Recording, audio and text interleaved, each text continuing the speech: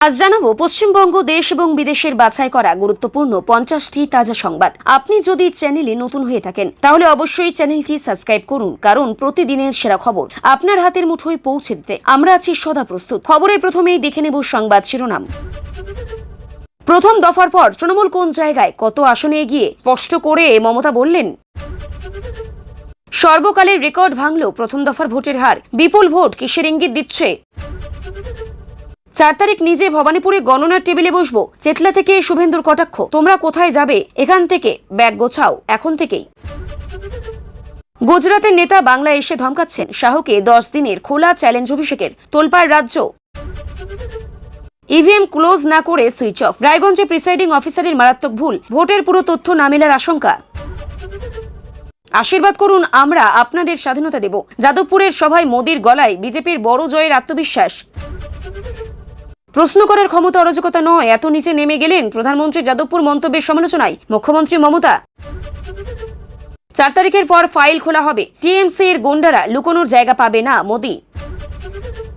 প্রথম দফার 152 আসনের মধ্যে বিজেপি কটা পাবে সংখ্যা জানিয়ে দিলেন অমিত শাহ। 125 বনাম 110 দাবির ভিড়ে বাস্তবের অঙ্ক কি বলছে? 152 আসনে কে কত এক্সিট পোল নয়, সম্পাদকীয় পর্যবেক্ষণ। অঙ্গবঙ্গ কলিঙ্গ দখল করবে বিজেপি, ঐতিহাসিক তত্ত্বের শান দিয়ে অমিত শাহের বড় ঘোষণা। আমি জ্যোতিষী নই, তবে প্রথম দফার ফল নিয়ে মুখ খুললেন অভিষেক। কটি আসন পেতে পারে তৃণমূল? প্রথম দফায় পদ্মগড়ে আশাপূরণ হলো কি? উত্তর খুঁজতে গিয়ে ধন্দে পদ্মশিবির। রেকর্ড ভোটের জন্য বঙ্গবাসীদের শুভেচ্ছা। অমিত শাহের কাল বিজেপি কার্যালয়ে 4 ঘন্টা কি করছিলেন চাণক্য।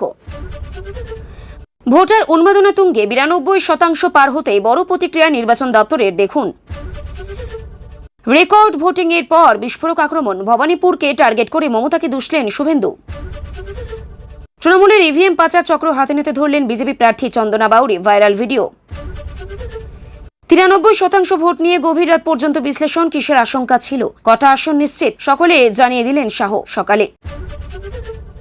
বাংলার নির্বাচনের মধ্যেই কি এবার সরে যেতে হবে? নয় গুরুতর অভিযোগে বিদ্ধ জ্ঞানেশ কুমারকে, বিরোধী 73 সাংসদের বড় স্টেপ।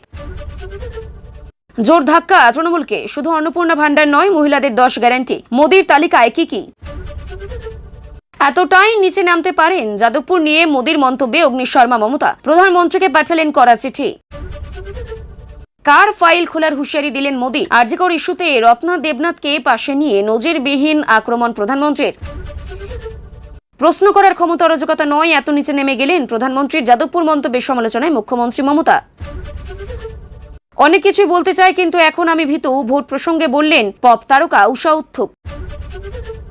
দেখে ভালো লাগছে, গর্ববোধ করছি। বাংলার প্রথম দফা ভোটের প্রশংসা সুপ্রিম কোর্টের প্রধান বিচারপতির।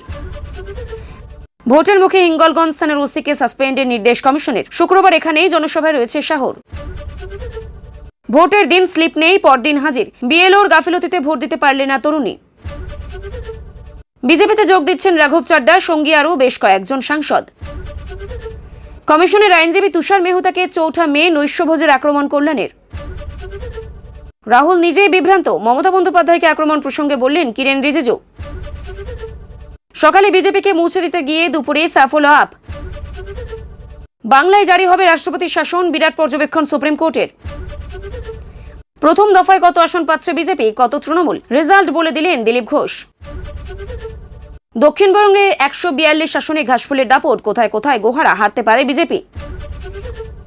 29 তারিখে ঘরে থাকুন, নয়তো 5 তারিখের পর উল্টো ঝোলাবে বিজেপি, চরম হুঁশিয়ারি শাহের। চুল দাড়ি গোফ কামিয়ে বোলপুর শহরে ঘুরবো। বিজেপিকে কত আসন পাওয়ার শর্ত দিলেন অনুব্রত। বিজেপি জিতলে বাংলার মুখ্যমন্ত্রীকে হবে বড় ইঙ্গিত দিলেন অমিত শাহ। একই বুথে 99.62% ভোটদান, বাংলায় নজিরবিহীন ভোটদানের নেপথ্যে আসল সত্য ফাঁস।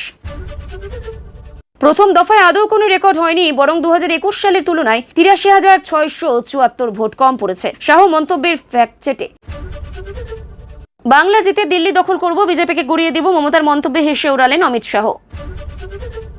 দ্বিতীয় দফায় কোন জেলায় কত আসনে ভোট? ভোটের আগে বাইক নিয়ে হাইকোর্টের বিরাট স্বস্তি, কমিশনের 72 ঘন্টা করা নিয়ম কি বদলে গেল? বাংলার তরুণী চিকিৎসককে কেড়ে নিয়েছে তৃণমূলের মহাজঙ্গল রাজ, অভয়ের মার সমর্থনে পানিহাটিতে প্রচারে ঝড় তুললেন মোদি। আমায় ব্যবহার করেছে, তৃণমূলে যাওয়া ভুল ছিল, কংগ্রেস যোগের পর ক্ষমা চাইলেন বিদায়ী বিধায়ক। স্বপ্নেও ভাবতে পারিনি মাঝগঙ্গায় নিয়ে গিয়ে মোদীকে কি দেখালেন তিনি। কেজরির ঘর ভেঙে চুরে চুরমার, নিতিনের হাতে লাড্ডু খেয়ে পদ্ম শিবিরে রাঘব সন্দীপরা, দিল্লিতে বড় বিস্ফোরণ। ভোটের পরে উত্তপ্ত নন্দীগ্রাম, কর্মীদের আটকে রাখার অভিযোগ, আগুন জ্বালিয়ে বিক্ষোভ বিজেপির। অসম থেকে মাছ পাঠাবো, চৌঠা মেয়ের জয়ের পার্টি চায়, রায়দিঘিতে হেমন্তের মুখে মেছো রাজনীতি। পরের মাসে অঙ্গভঙ্গ কলিঙ্গ, মোদী শাহুর দখলে, কলকাতায় বড় ঘোষণা অমিত শাহের।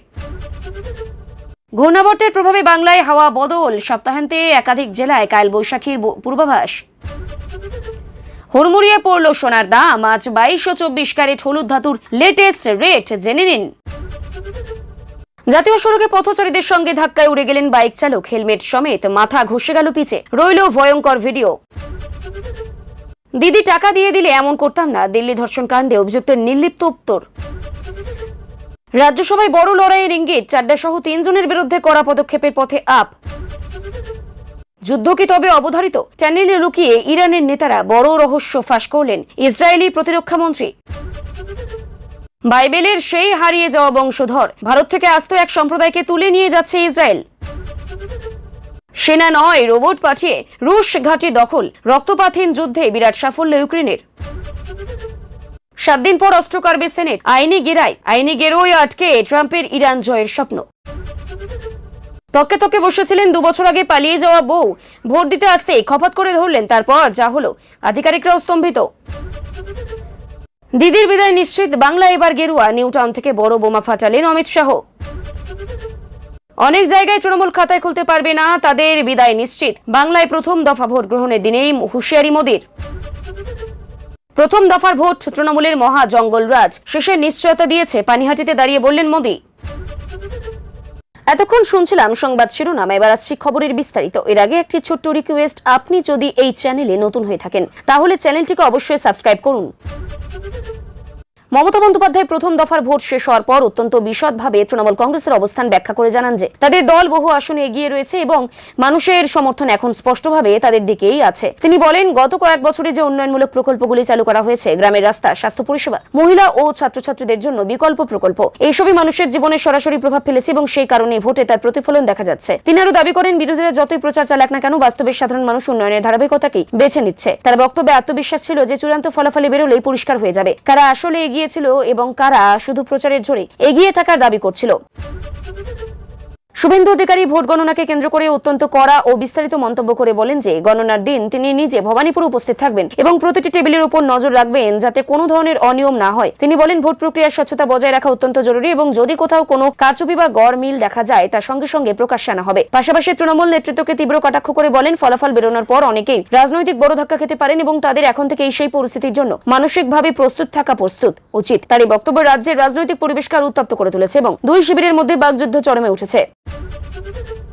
রায়গঞ্জে ভোট গ্রহণ চলাকালীন এক গুরুতর প্রশাসনিক ভুল সামনে আসে, যেখানে অভিযোগ করা হয় যে ইভিএম মেশিন নির্দিষ্ট নিয়ম মেনে ক্লোজ না করে সরাসরি সুইচ অফ করা হয়েছে। এই ঘটনাকে অত্যন্ত গুরুত্বপূর্ণ বলে মনে করা হচ্ছে, কারণ এর ফলে ভোটের সম্পূর্ণ তথ্য সঠিকভাবে সুরক্ষিত হয়েছে কিনা তা নিয়ে বড় ধরনের সন্দেহ তৈরি হয়েছে। নির্বাচন কমিশন ইতিমধ্যে বিষয়টি নিয়ে তদন্ত শুরু করেছে এবং সংশ্লিষ্ট প্রিসাইডিং অফিসারের ভূমিকা খতিয়ে দেখা হচ্ছে। আর এই ঘটনাকে কেন্দ্র করে বিরোধী সরব হয়ে উঠছে এবং তার দাবি করছে যে নির্বাচন প্রক্রিয়ায় বড় ধরনের গাফিলতি হয়েছে। অন্যদিকে প্রশাসন বলছে পুরো বিষয়টি যাচাই করে দেখা হবে এবং প্রয়োজনীয় পদক্ষেপ নেওয়া হবে।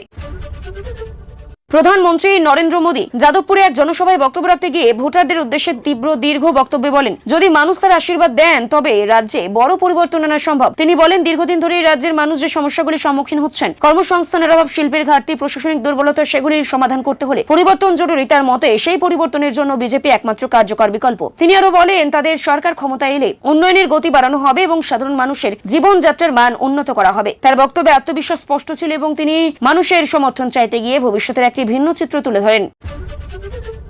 একই সঙ্গে নরেন্দ্র মোদী অন্য একটি সভায় আরো কঠোর সুরে বলেন যে ভোটের ফল প্রকাশের পর বিভিন্ন অভিযোগ ও দুর্নীতির ফাইল খোলা হবে এবং যারা দোষী প্রমাণিত হবে তাদের বিরুদ্ধে কড়া আইনি ব্যবস্থা নেওয়া হবে। তিনি ইঙ্গিত দেন যে দীর্ঘদিন ধরে জমে থাকা নানা অভিযোগের তদন্ত শুরু হতে পারে এবং কেউ আইনের ঊর্ধ্বে নয়। এই মন্তব্যকে কেন্দ্র করে রাজনৈতিক মহলে ব্যাপক প্রতিক্রিয়া দেখা যায়। তৃণমূল কংগ্রেস এই বক্তব্যকে রাজনৈতিক চাপ সৃষ্টি করার প্রচেষ্টা বলেই আখ্যা দেয়। অন্যদিকে বিজেপি দাবি করে যে তারা দুর্নীতির বিরুদ্ধে জিরো টলারেন্স নীতি অনুসরণ করবে। বিভিন্ন রাজনৈতিক দাবি ও পাল্টা দাবির মাঝে একটি বিশ্লেষণে উঠে এসেছে যে 152টি আসনের লড়াই অত্যন্ত কঠিন এবং হাড্ডাহাড্ডি অবস্থান রয়েছে। কোথাও তৃণমূল এগিয়ে, আবার কোথাও বিজেপি শক্ত প্রতিদ্বন্দ্বিতা করছে। এই বিশ্লেষণ অনুযায়ী অনেক আসনে খুব সামান্য ব্যবধানে ফলাফল নির্ধারিত হতে পারে এবং শেষ মুহূর্তে পর্যন্ত অনিশ্চয়তা বজায় থাকবে। রাজনৈতিক বিশ্লেষকরা মনে করছেন এই নির্বাচনে স্থানীয় ইস্যু, প্রার্থীর ব্যক্তিগত প্রভাব এবং ভোটারদের উপস্থিতি সবকিছু গুরুত্বপূর্ণ ভূমিকা পালন করবে। ফলে চূড়ান্ত ফলাফল না বেরোনো পর্যন্ত কোনো দলই নিশ্চিতভাবে জয়ের দাবি করতে পারবে না। অমিত শাহ এক জনসভায় বক্তব্য রাখতে গিয়ে বড় রাজনৈতিক বার্তা দেন যে বিজেপি ভবিষ্যতে আরো বিস্তৃত এলাকায় নিজেদের প্রভাব বাড়াতে চায় এবং বৃহত্তর অঞ্চলে সংগঠনকে শক্তিশালী করার পরিকল্পনা নিয়েছে। তিনি ঐতিহাসিক প্রেক্ষাপট তুলে ধরে বলেন, এই নির্বাচন শুধুমাত্র একটি রাজ্যের নয়, বরং বৃহত্তর রাজনৈতিক পরিবর্তনের অংশ। তার বক্তব্যে দলীয় কর্মীদের উৎসাহিত করার চেষ্টা স্পষ্ট ছিল এবং তিনি ভবিষ্যতের একটি বড় রাজনৈতিক লক্ষ্য সামনে রাখেন। এই মন্তব্য ঘিরে রাজনৈতিক মহলে নতুন করে আলোচনা শুরু হয়েছে এবং বিরোধীরা এর সমালোচনা করে বলছে এটি শুধুমাত্র রাজনৈতিক প্রচারের অংশ। প্রথম দফার ভোট গ্রহণের পর বিজেপির ঘাঁটি হিসেবে পরিচিত কিছু এলাকায় প্রত্যাশা কতটা পূরণ হয়েছে তা নিয়ে গেরুয়া শিবিরের অন্দরে শুরু হয়েছে বিস্তারিত পর্যালোচনা। অনেক জায়গায় তারা ভালো ফলের আশা করলেও বাস্তবে ভোটের চিত্রটা কতটা তাদের পক্ষে গেছে তা নিয়ে সংশয় তৈরি হয়েছে। দলের নেতারা বুথভিত্তিক তথ্য খতিয়ে দেখছেন এবং কোথায় সংগঠনের ঘাটতি বা ভোট ম্যানেজমেন্ট সমস্যা হয়েছে তা বোঝার চেষ্টা করছেন। একই সঙ্গে বিরোধীরা দাবি করছে বিজেপির প্রত্যাশা বাস্তবে পূরণ হয়নি এবং অনেক এলাকায় লড়াই তাদের ধারণার চেয়ে অনেক বেশি কঠিন হয়ে উঠেছে। ফলে প্রথম দফার পরে রাজনৈতিক অঙ্ক নতুন করে কষা শুরু হয়েছে। অমিত শাহ রেকর্ড সংখ্যক ভোট পড়ার বাংলার ভোটারদের অভিনন্দন জানান এবং বলেন এই বিপুল ভোটদানের হার গণতন্ত্রের শক্তিকে আরও দৃঢ় করেছে। পাশাপাশি জানা গেছে তিনি আগের দিন প্রায় 4 ঘন্টা ধরে দলীয় কার্যালয়ে বসে বিশদ বৈঠক করেন, যেখানে প্রথম দফার ভোটের রিপোর্ট, বুদ্ধিভিত্তিক বিশ্লেষণ এবং পরবর্তী দফার কৌশল নিয়ে আলোচনা হয়। দলের শীর্ষ নেতৃত্ব বৈঠকে উপস্থিত থেকে কোথায় জোর দিতে হবে, কোথায় ঘাটতি পূরণ করতে হবে এইসব বিষয় নিয়ে বিস্তারিত পরিকল্পনা করে। এই বৈঠক অত্যন্ত গুরুত্বপূর্ণ বলে মনে করা হচ্ছে, কারণ এর উপর নির্ভর করছে পরবর্তী পর্যায়ের নির্বাচনী কৌশল। শুভেন্দু অধিকারী রেকর্ড ভোটিং এর পর তীব্র আক্রমণ শানিয়ে বলেন যে কিছু এলাকায় ভোট প্রক্রিয়া নিয়ে গুরুতর প্রশ্ন উঠেছে এবং বিশেষ করে ভবানীপুরকে কেন্দ্র করেই তিনি শাসক দলকে নিশানা করেন। তার অভিযোগ সেখানে প্রশাসনিক অভাব খাটিয়ে ভোটে প্রভাব ফেলার চেষ্টা হয়েছে। তিনি দাবি করেন এই ধরনের ঘটনাগুলি গণতন্ত্রের জন্য ক্ষতিকর এবং এর বিরুদ্ধে কঠোর পদক্ষেপ নেওয়া উচিত। তার এই বক্তব্যের রাজনৈতিক উত্তেজনা আরও বেড়ে যায় এবং তৃণমূল পাল্টা অভিযোগ তোলে যে বিজেপি ইচ্ছাকৃতভাবে পরিবেশ উত্তপ্ত করার চেষ্টা করছে। নরেন্দ্র মোদী মহিলাদের জন্য একাধিক প্রতিশ্রুতি সামনে এনে জানান যে তাদের সরকার ক্ষমতায় এলে শুধু একটি নয়, একাধিক প্রকল্পের মাধ্যমে মহিলাদের আর্থিক ও সামাজিক নিরাপত্তা নিশ্চিত করা হবে। এই প্রতিশ্রুতি এলাকায় রয়েছে আর্থিক সহায়তা, স্বাস্থ্য পরিষেবা, কর্মসংস্থানের সুযোগ এবং বিভিন্ন সামাজিক সুরক্ষা প্রকল্প।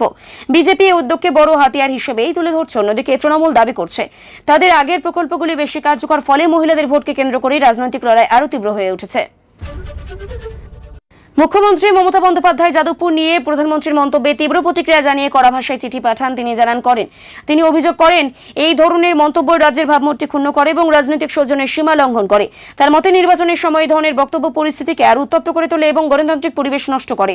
আর এই ঘটনাকে কেন্দ্র করে কেন্দ্র ও রাজ্যের মধ্যে রাজনৈতিক সংঘাত আরও বাড়ে এবং দুই পক্ষ একে অপরকে দোষারোপ করতে শুরু করে।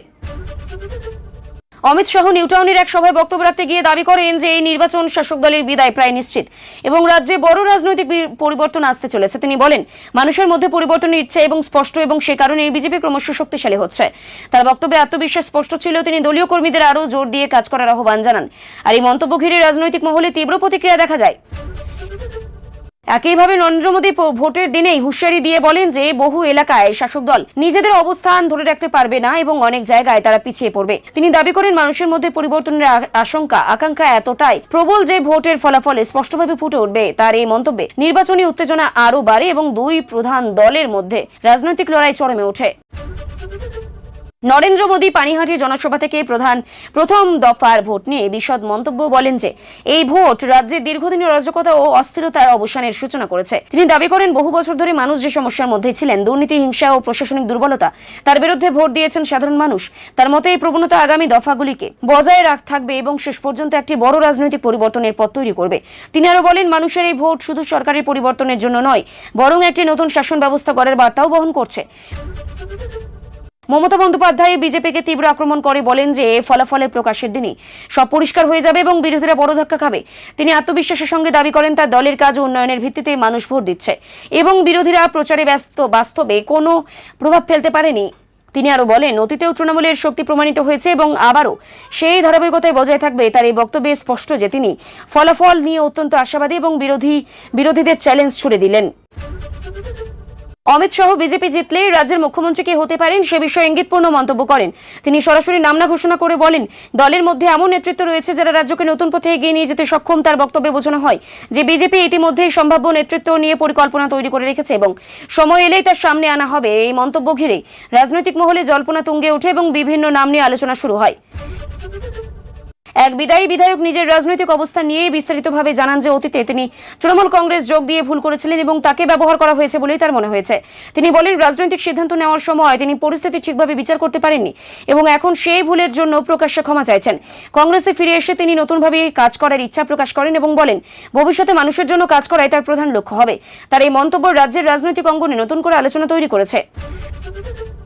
দিল্লির রাজনীতিতে বড় ধরনের খবর পরিবর্তনের ইঙ্গিত মিলেছে, যেখানে কয়েকজন গুরুত্বপূর্ণ নেতা দলবদল করে বিজেপিতে যোগ দিয়েছেন। এই ঘটনাকে রাজনৈতিক মহলে বড় ধাক্কা হিসেবে দেখা হচ্ছে, কারণ এর ফলে রাজধানীর রাজনৈতিক সমীকরণ পরিবর্তন আসতে পারে এবং এই যোগদানের মাধ্যমে বিজেপি তাদের সংগঠনকে আরো শক্তিশালী করতে চাইছে এবং ভবিষ্যতে নির্বাচনে এর প্রভাব পড়তে পারে বলে মনে করা হচ্ছে। নন্দীগ্রামে ভোট পরবর্তী পরিস্থিতি হঠাৎ উত্তপ্ত হয়ে ওঠে। সেখানে অভিযোগ ওঠে যে কিছু কর্মীকে আটকে রাখা হয়েছে এবং এর প্রতিবাদে বিজেপি কর্মীরা বিক্ষোভে শামিল হয়। পরিস্থিতি এমন পর্যায়ে পৌঁছায় যে আগুন জ্বালিয়ে প্রতিবাদ দেখানো হয় এবং এলাকায় উত্তেজনা ছড়িয়ে পড়ে। প্রশাসন পরিস্থিতি নিয়ন্ত্রণে আনতে পদক্ষেপ নেয় এবং শান্তি বজায় রাখার চেষ্টা করে। আর এই ঘটনাকে কেন্দ্র করে আবারও রাজনৈতিক সংঘাত তীব্র হয়ে ওঠে। দুই পক্ষ একে অপরের বিরুদ্ধে অভিযোগ তোলে। আবহাওয়ার দিক থেকেও বড় পরিবর্তনের ইঙ্গিত পাওয়া যাচ্ছে, যেখানে ঘূর্ণাবর্তের প্রভাবে রাজ্যের বিভিন্ন জেলায় হাওয়া বদলের সম্ভাবনা তৈরি হয়েছে। আবহাওয়া দপ্তর জানিয়েছে, সপ্তাহান্তে একাধিক জেলায় কালবৈশাখীর মতো ঝড় বৃষ্টির সম্ভাবনা রয়েছে, যার ফলে তাপমাত্রা কিছুটা কমতে পারে। বজ্র বিদ্যুৎ ও দমকা হওয়ার আশঙ্কাও রয়েছে, তাই সাধারণ মানুষকে সতর্ক থাকার পরামর্শ দেওয়া হয়েছে। এই আবহাওয়া পরিবর্তন কৃষি ও দৈনন্দিন জীবনে কিছুটা প্রভাব ফেলতে পারে বলে মনে করা হচ্ছে।